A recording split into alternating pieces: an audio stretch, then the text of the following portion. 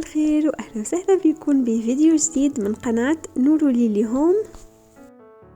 اذا اول مرة بتشوفوا قناتي بتمنى تشتركوا فيها وتفعلوا زر الجرس. مثل ما شايفين على مكنة القهوة مبين انه الساعة هلا 10:30 الصبح.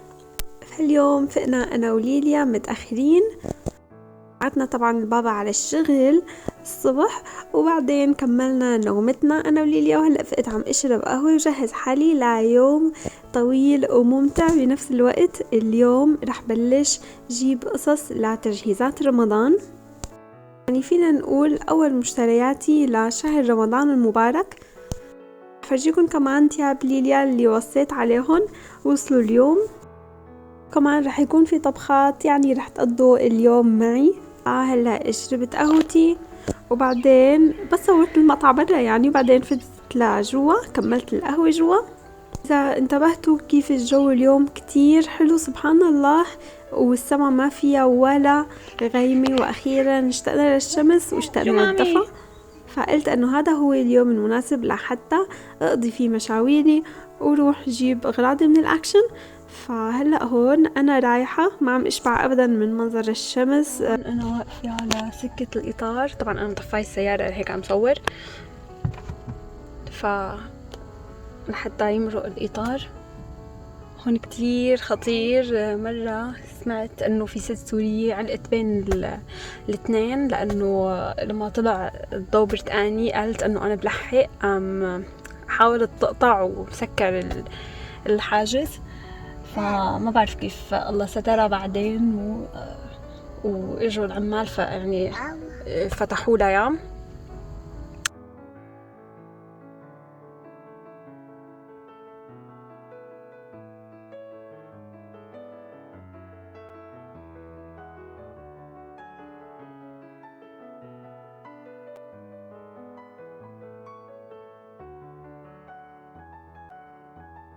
وصلنا على الأكشن، ولما نزلت لحتى نزلها لليليا وحطها بالعرباية، يعني قعدها على عرباية التسوق، لقيتها نايمة. فحاولت اني فيقها واخذت معي الموضوع شوي لانه هي كتير بتحب تنام بالسيارة. فهلا هون فاقت ليليا ويلا معي على الاكشن لحتى افرجيكم شوي شو في غراض بهذا الوقت من السنة، وكمان لحتى افرجيكم شو رح اشتري. هلا اول ما فتت على الاكشن لفت نظري كتير هدول الصواني من هيك مثل مرايات، يعني القاعدة تبعهم مراية، وحسيتهم كتير حلوين هيك وفينتج. في منهم هلا هدول الصغار كتير عجبوني، في منهم ذهبي وفي منهم كمان فضي.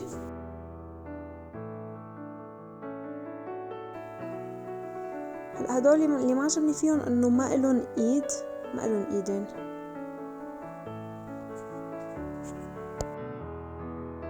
هلا هدول السكريات ما كتير حبيتهم، بس هي حبيتها كتير ظريفة لكاسة شاي مثلا. هي كمان لظروف الشاي. على سيرة الشاي، هلأ بس ارجع على البيت وانا عم افرد الغراض وعبي بقلبها الظروف، بدي فرجيكم شاي للتنحيف بيشتروه من DM كتير كتير فعال. خليكم معي لحتى فرجيكم اياه لما اوصل على البيت. هدول حلوين للبهارات الصحيحة، مثلا مثل ورق الغار والفلفل، الفلفل اللي مو مطحون. هدول كتير عجبوني للسكر وللقهوة، بس انا عندي شي للسكر وكمان عندي علبة للقهوة، فلهيك ما جبت هدول الاثنين، بس حبيت اني فرجيكم اياهم. في كتير شغلات حلوة. أكيد اللي بيراقب الأسعار بيلاحظ إنه كل شي غليان، يعني اللي بالأكشن، حتى اللي بالأكشن أو بالتدي أو بالكيك كمان غليانين، يعني مو بس بالسوبر ماركت. هدول الطناجر والمقالي، شوفوا هدول كتير حبيتهم، أخذت منهم 2. هلأ بس أوصل على البيت رح فرجيكم ياهن. وكتير أنا بحب الفناجين، شايفين هذا الفنجان الأبيض نفسه اللي كنت عم أشرب فيه الصبح، كتير بحبه للقهوة، ظريف كتير. وأكيد كل ما رحت على الأكشن لازم جيب أكياس زبالة وأكياس هيك صغيرة لحفاضات ليليا، لأنه بحس أنه الأكياس أرخص بشوي من العالجي مثلا، أو أرخص من أي مكان تاني.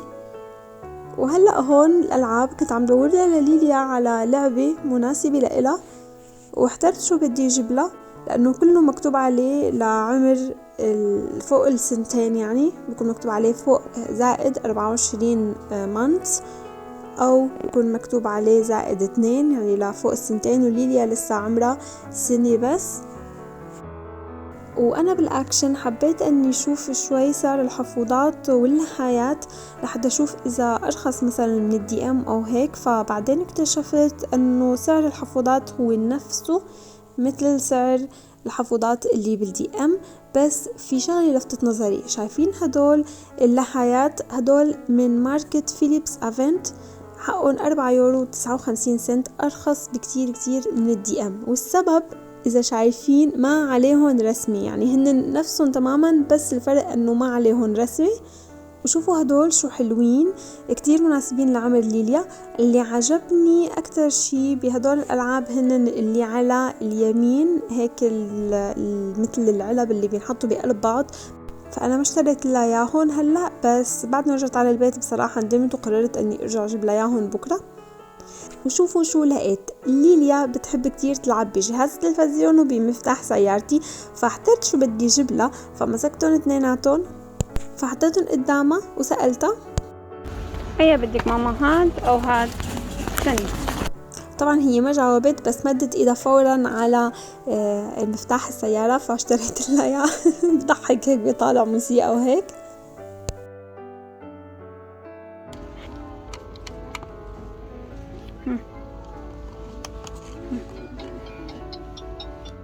وهلأ خلصنا مشوارنا بالأكشن ورح أرجع على البيت. ولما رجعت على البيت لقيت عند الباب واصل الطرد تبع تياب ليليا، بس بالأول رح فرجيكم شو اشتريت من الأكشن وبعدين فرجيكم تياب ليليا. رح فرجيكم القصص اللي اشتريتها اللي إلها علاقة برمضان. هلأ شوفوا، أكيد حذرتوا لما شفتوني ماسكتها لهي أني رح جيبها، كتير حبيت. شوفوا كيف حطيت بقلبها كل ظروفة الشاي اللي عندي، واللي حبيته فيها انه الاقسام ممكن انن يتحركوا، يعني مو ثابتين. مثلا اذا كان في عندي كمية زيادة من نوع معين من الشاي بقدر كمان اني احطهم بقلبها لانهم مو ثابتين. وهلأ مثل ما وعدتكم رح فرجيكم الشاي تبع التنحيف. هاد الشاي اسمه ماتشا شاي، بتجيبوه من الدي ام. بتذكر لما جبته كان سعره 5 يورو وشوي. هاد للتنحيف، اذا انتبهتوا اسمه ماتشا، واسمه بيشبه كتير المتة، وعلى فكرة حتى طعمته مثل المتة. هذا الشاي بينحف لانه بيسد النفس. اكيد الصبايا اللي بيشربوا متة بيعرفوا انه المتة بتقطع الشهية، وكمان هاد بيحرق كالوريز. فللصبايا اللي حابين يعملوا ريجيم او هيك انا بنصحكم فيه، وبنصح انه تقروا عنه اكتر على الانترنت قبل ما تشتروه لحتى تعرفوا كيف الواحد بيستخدمه. وخليني افرجيكم باقي الاغراض. اشتريت هاي الصينية الصغيرة بس اللون الفضي، ومشان قصص رمضان شوفوا شو عجبني. هذا ما شفتوه بالاكشن، ما صورته لما اشتريته. هذا بنحط بقلبه شمعة صغيرة، وحسيته كتير مناسب لرمضان فحبيت اني اشتريه وخليه لحتى يجي رمضان. اشتريت كمان هدول الطاحونتين، واحدة للفلفل وواحدة للملح الخشن، حسيتهم كمان ظريفين، بستفاد منهم كمان بكرة جاي رمضان. هيك حلو الواحد انه يجدد المطبخ شوي ويجيب قصص جديدة. واما هي فحسيتها كتير ظريفة للسحور مثلا. شوفوا فتحتها بس ما ركبتها لانه ما كان معي وقت، فهيك بنحط عليها مثلا ممكن خضرة، ممكن نحط عليها مرتديلا، جبنة، اي شيء الواحد بيحبه. واكيد هدول اللي قلت لكم عنهم بنحطوا تحت المقلاية مثلا او هيك، هدول الحمر القمايش. وجبت كمان فانوس رمضان كبير، يا سلام كتير كتير حبيته. هاد بينحط بقلبه شمعة او ممكن مثلا تحطوا بقلبه ضوء على البطاريات. الخيارات كتير متعددة، او حتى مثلا حبل من الاضواء، في هيك حبل صغير بيجي على بطاريات، يعني بنحط بقلبه بطارية صغيرة من هدول البطاريات الساعة. خيارات متعددة وحسيته كتير حلو ظريف. وشوفوا شو جبت كمان، جبت هاي الطنجرة الصغيرة عليها مي لانه اعملها فيها معكرونة، فحسيتها كتير ظريفة لاكلات ليليا الصغيرة، مثلا اسلق معكرونة او مثلا اعملها شوفان. فبدل ما استخدم طنجرة كبيرة بستخدم هاي. فهدول هن الأغراض اللي اشتريتهم من الأكشن. طبعا بالنسبة لزينة رمضان اللي لسه إن شاء الله ناوي أجيب ورح صور لكم إياها، بس هدول مبدئيا يعني المشتريات. وهلأ صار وقت فرجيكم شو اشتريت لليليا والأغراض اللي وصلوها من بات. إذا انتبهتوا فورا بدها تلعب فيهم، أي شي ليليا بتشوفه جديد بتهجم عليه بدها تلعب فيه. وحاولت اني صور هون على الكرسي هاي وعلى الأرض كمان بس ما خلتني، فآخر شي صورت مقطع صغير وبعدين استسلمت ورحت صورت على الطاولة. ماميات البنوتات رح يحبوا هذا الفيديو لأنه رح يشوفوا هيك تياب للبنوتات. صار لي كتير زمان ما اشتريت لها لليليا من بات. كنت عم اشتري لها من سي اند ا والها اند ام والارنستينكس فاميلي، بس هلا حبيت اني اشتري لها الوان، لانه بصراحة بهدول المحلات ماني عم لاقي الوان فرحة. يعني الالوان دائما الغالبة هي زهري او ابيض، ماني عم لاقي الوان تانية. فحبيت اني جدد وجبلها من بات. التياب بشكل عام طلعوا شوي كبار، مو كتير كبار يعني، بس نتوفة لانه هن العمر من 12 شهر ل 18، وليليا هلا عمرها 12، فبعتقد من هون لشهر ان شاء الله بيرجع على قياسها تمام. شوفوا هاد طقم الجينز مع كنزة. وهي القطعة الثانية صايرة مثل الفستان، كتير حبيتها. كان في منها زهري بس انا اخترت الازرق لاني جايبت لها قصص فيها زهري، وجاي تحتها هاد بينلبس، واشتريت لها كمان كلون وجاي معها ربطة لون ازرق. هلا شوفوا كمان هدول التياب قديش حبيتهم، طلعوا على قياسها بس حبيت اني فرجيكم اياهم وهي لابستهم. هاي حسيتها كتير ظريفة، يعني حتى ممكن تنلبس بالطلعة بس الواحد لازم ينسق معها قصص. وهدول كمان اللي فرجيتكم اياهم اول شي، اذا لاحظتوا انه بنطلون شوي كبير، يعني بعتقد مثل ما قلت شي شهر زمان اني بيجي على قياسها.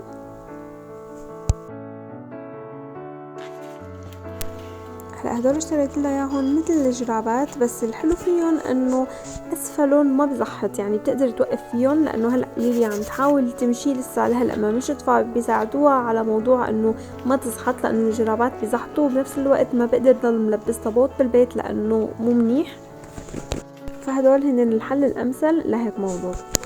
وهي البيجامة الحمراء. هلا اذا حابين انه حط لكم روابط القصص اللي اشتريتها، بس اكتبوا لي بالتعليقات مشان برجع بعدل الفيديو وبحط روابط. وهي البيجامة الزهرية، وهذا البنطلون مع الكنزة الزهرية اللي شفتوها لابسته مع الكنزة الصفراء. لسه في قصص تانية بس هدول اللي حبيت فرجيكم اياهم. هلأ صار وقت اني اعمل غدا، حبيت اني اعمل ملوخية ورز، فيدوبني لحقت قبل ما يجي زوجي. فهلا رح هيك اعمل الملوخية معكم بشكل كتير سريع. اول شي عملته اني قطعت الثوم لانه بحب ارتاح كتير من هاي الخطوة، وكنت هون سلقة الدجاج سلقت معه كرافس. الكرافس بيعطي طعمة فظيعة لمرقة الدجاج، حطيت كرافس وجزر وبصلة. وهلأ رح حمص الملوخيات، ومجهزة كنت الشعرية وناقعة الرز كمان. فحطيت هلأ شوية توم، وبعدين رح ضيف الملوخية المغسولة والمنقاية. لازم الملوخيات يتحمصوا كتير كتير منيح. بدي اسألكن سؤال، انتو يا ترى بتحطوا للملوخية كزبرة خضرة؟ انا بحط لها رشة كزبرة يابسة، ومو كل الاحيان حتى يعني، بس مو اساسي عندي يعني، بس بعرف في عالم بتحط لها كزبرة خضرة وبستغرب بصراحة. يا ترى طيبة بالكزبرة الخضرة؟ شوفوا قديش مرقة الدجاج ظريفة، مع اني استخدمت بس صدور الدجاج. انا مع الملوخية ما بحب غير صدور الدجاج، لانه بحس اذا استخدمت الورك او هيك بتصير يعني بصير الدجاج كتير طري، فما لازم يكون هيك مع الملوخية. وهلأ هون الرز جاهز وطبختنا صارت جاهزة. واخيرا